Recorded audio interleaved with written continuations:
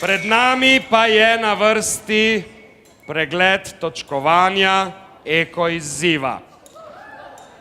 Ekoizziv, vsi veste, je projekt, ki so ga tekmovalne skupine pripravile še pred današnjim dogodkom in o katerem je komisija že odločala.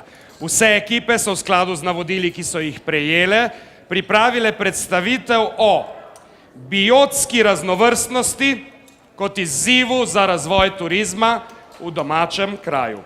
Svoje projekte so predstavile v obliki PowerPoint predstavitve, ki so jo posredovale organizatorju, in vse projekte 12 tekmovalnih ekip je podrobno preučila komisija ter jih točkovno ovrednotila. No in poglejmo si povzetek njihovih predstavitev.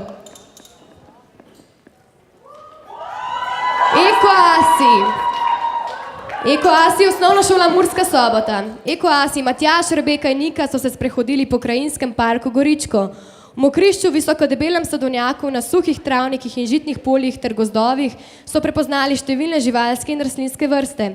Kot turistične atrakcije so posebej izpostavili grad na Goričkem z ekotržnico, Lendavsko jezero, Bodonce, Cankovo Fuks, Grabo ter vasi Kobilje in Bukovnica. Prihodnost razvoja turizma vidijo predvsem v dobrih ljudeh in naravnih lepotah Goričkega. Bravo, en aplavz.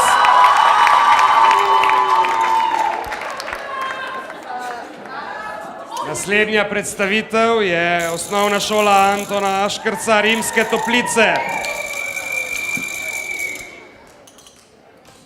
V lepote Rimskih Toplic so nas popeljali zlatorogi Miha, Mitja in Tilen.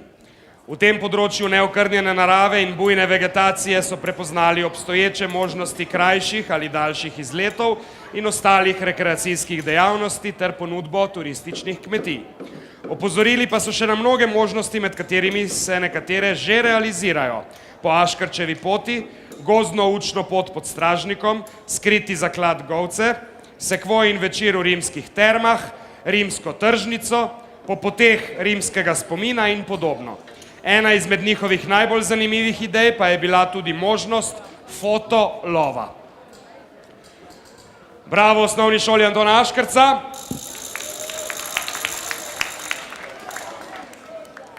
Naslednji pa so? Naslednja šola, osnovna šola Antona Šibelja, se opravičujem, Stenka Komen.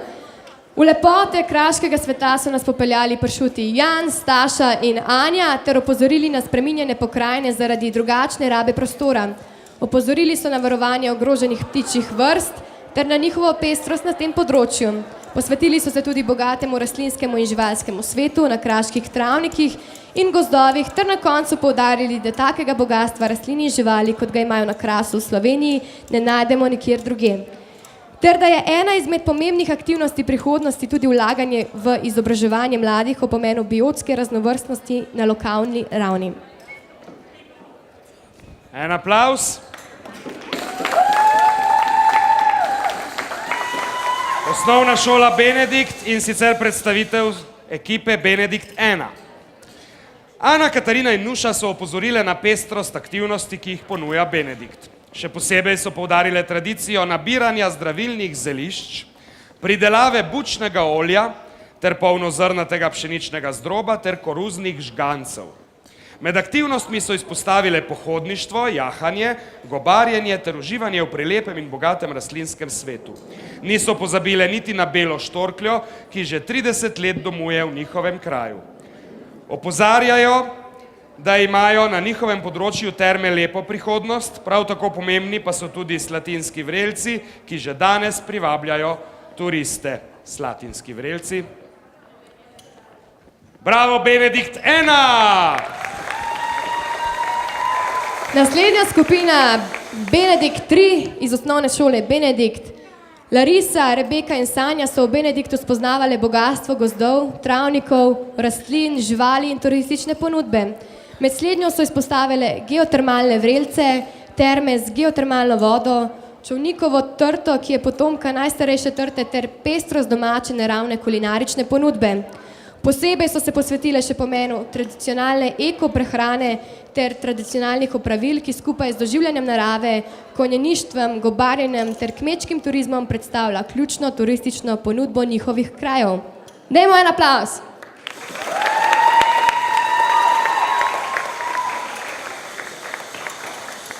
Osnovna šola Križe z ekipo Slončic. Slončice Maša, Neža in Maruša so se sprehodile po učni poti Mokrišča Blate. Opozorile so na probleme onesnaževanja, uničevanja in zasipavanja tega področja ter se zavzele za živalsko bogatstvo ter rastlinstvo Mokrišča. Predlagale so zavarovanje Mokrišča z opozorilnimi tablami ter izvajanje čistilnih akcij, postavitev učne poti z učilnico v naravi in sprostitvenim parkom ter aktivnejše povezovanje med naravovarstvenimi institucijami. S fotogradivom pa so dokazale, da so njihove ideje tudi popolnoma izvedljive.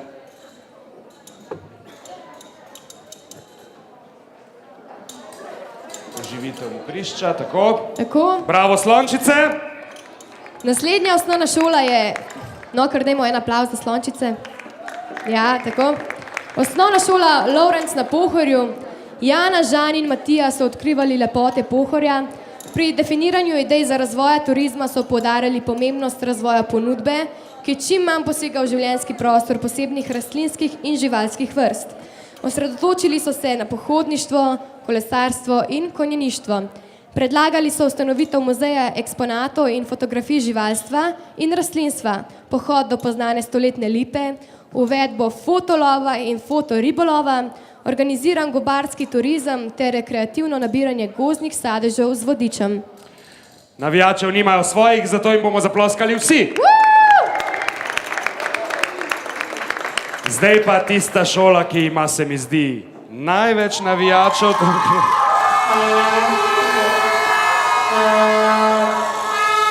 Osnovna šola Martina Krpana, Ljubljana. Aligatorčki ekipa, aligatorčki Timotej, David in Gafira so proučevali živali na ljubljanskih Fužinah. Izpostavili so možnost razvoja ribolovnega turizma na Ljubljanici ter opozorili na številne živali, ki najdejo svoje mesto tudi v urbanih naseljih. Na bližnjem Golovcu so zasledili bivališča srnjaka, divjega prašiča, nutrije in celo medveda. Izpostavili pa so še številne ptice in ribe, ki domujejo na območju Fužin. Tudi v urbanih naseljih je prostor za naravo in njena bogatstva, pravijo. Vabljeni na Fužine.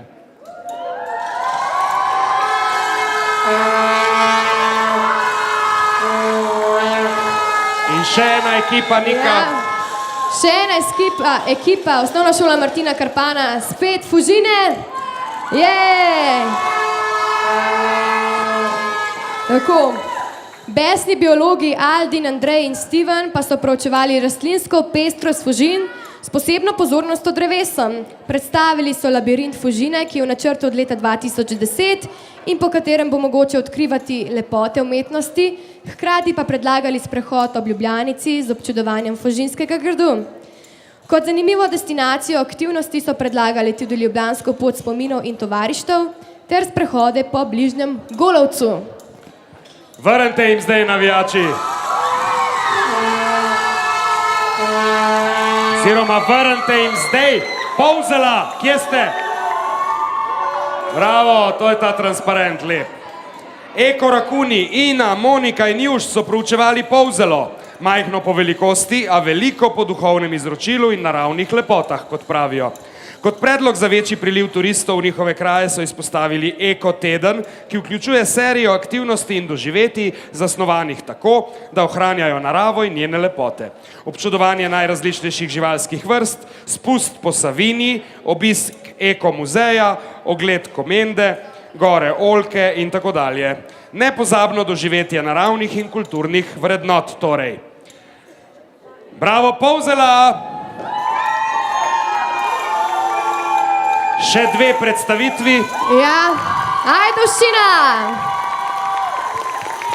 Osnovna šola Šturje Ajdovščina, Dolgopolci Martin, Tjaša in Sergej so proučevali lepote Ajdovščine z okolico. Med učenci svoje šole so izvedli anketo, ki je pokazala, kakšna se jim zdi življenjska pestrost v njihovem kraju, in več kot 80% jih je odgovorilo, da je velika.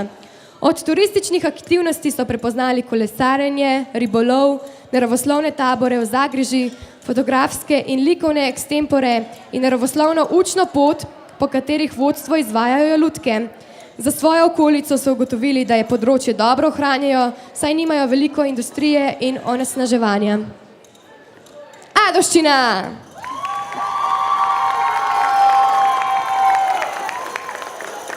In še zadnja predstavitev, osnovna šola Vauta vas.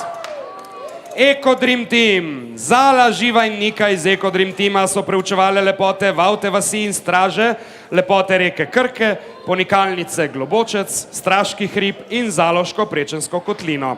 Tudi one so razvijale ideje o ribolovu, učnih poteh, posebno pozornost pa so namenile tudi posebni skrbi za zaščito novega najdišča človeške ribice. Predlagale so tudi uvedbo novega krajinskega parka na področju Zaloško-Prečenske kotline, po katerem bi bili ogledi mogoči le z vodičem.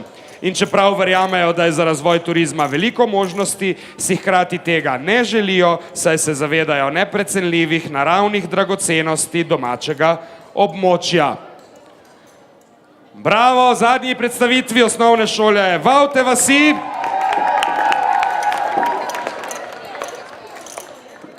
Zdaj pa predno nadaljujemo, kajti nadaljevanje bo predvsem precej zanimivo. Videli bomo točke eko izziva, ki jih je podelila komisija. Bi jaz sem nekako opazil, da so tle najglasnejši Ljubljančani pa Ajdovci. Zdaj bi pa